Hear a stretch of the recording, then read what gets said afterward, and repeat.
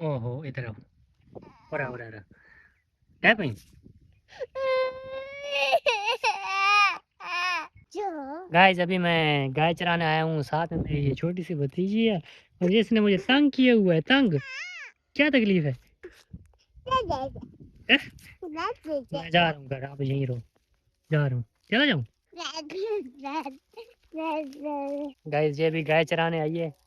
इसके 2 गाय हैं भैंस एक भैंस है और एक गाय अभी यार ये मेरे साथ गुस्सा हो रही है क्योंकि मैंने अभी इसको धक्का दिया था ना वो गलती से दिया था तो मजाक में दिया था लेकिन ये सच रोने लगी हैं